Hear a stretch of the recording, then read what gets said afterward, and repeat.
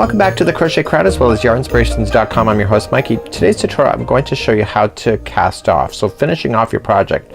Now this is just a garter stitch that you see here, so I'm just going to continue to follow the pattern in order to work. So when you're going to knit this particular item, say for example you're doing knit 2 purl 2 knit 2 purl 2, you want to continue that same configuration, but then you want to use the same concept of putting the stitches over top of each other when you go to finish off. So let's show you how to cast off.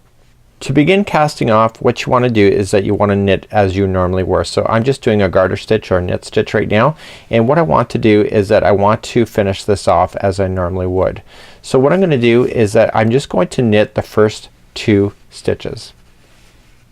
Okay, so just coming through, and I want to transfer that to the knitting needle that I'm working with in this hand right here. So I want to knit the next one as normal, so just going in. So if that was a purl for you, then you just purl as normal and then you just continue to go. So now that I have 2 on the needle that I'm transferring to, I want to carefully insert this needle here that I'm moving my finger to, and I want to just reach up underneath, and I want to pull onto that first loop, and I want to carefully with tension pull it over top of the other loop, and so it goes over top just like that, and then I can just let it go. So what I've just done now is that I've taken the first loop and put it over top of the second, so that the second is now holding that loop. So we continue and we knit the next one as normal.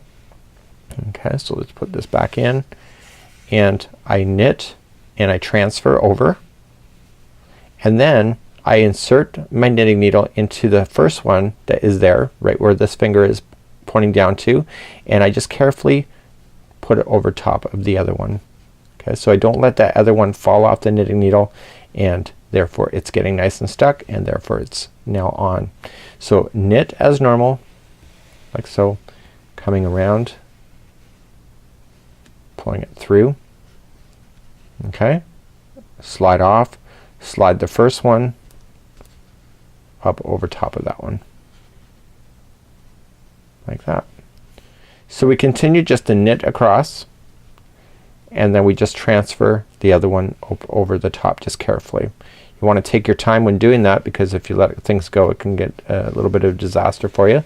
So just take your time and transfer, and then take the first one up and over. And you want to go all the way down your project doing the same thing. Now for myself, I have a big camera in front of me here as I'm filming, so it's a little bit harder for me to see exactly where I'm going. I'm watching myself through a monitor, so I wouldn't normally be this slow at doing so, but I don't mind it here on tutorial format, so you can see exactly what I'm doing. So I'm just continuing to go,